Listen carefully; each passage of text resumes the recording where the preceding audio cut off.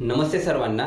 UPSC मध्ये जे IAS, IPS, IFS, IRS आणि स्टेट PCS मध्ये डेप्युटी कलेक्टर, DYSP, तहसीलदार या पदांसाठी जो काय ना मागच्या वर्षीपासून सिलेबस सेम टाकल्यामुळे महाराष्ट्रातील मुलांसमोर सर्वात मोठा प्रश्नचिन्ह निर्माण झालाय. प्रिपरेशन कसं करायचं, मेनचा सिलेबस सुद्धा कशा पद्धतीने कव्हर करायचं, त्या दृष्टिकोनातून मी महाराष्ट्रातील सगळ्या मुलांना मदत करणार आहे.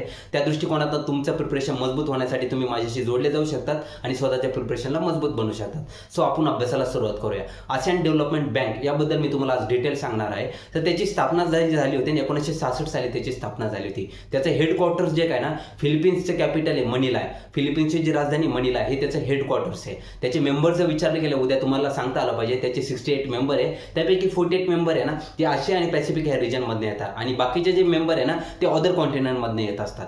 समजलं तुम्हाला. त्यानंतर आहे ना त्याचे शेअर होल्डरच्या बाबतीत असेंडिंग ऑर्डरमध्ये विचारलं तर तुम्हाला सांगता आलं पाहिजे सर्वात जास्त शेअर होल्डिंग देश म्हणजे कोण आहे? जपान आहे. नंबर 2 म्हणजे USA, United states of America. Number 3 China. Number 4 India. Number 5 Australia. असे 5 असेंडिंग ऑर्डरमध्ये देशांचे तुम्हाला नाव माहीत असले पाहिजे. त्यानंतर युनायटेड नेशन ही त्याची ऑब्झर्व्हर आहे आणि त्यानंतर ही एक बँक आहे ना आसियान डेव्हलपमेंट बँक ही एक रिजनल बँक आहे. सो तुम्हाला अशा पद्धतीनं डिटेल माहिती असलं पाहिजे. ज्यावेळेस तुम्हाला डिटेल माहिती असेल ना तुमचा कॉन्फिडन्स बूस्ट होणार आहे. एक्झाममध्ये 1 पण मार्क जाणार आहे. So God bless you all. Take care.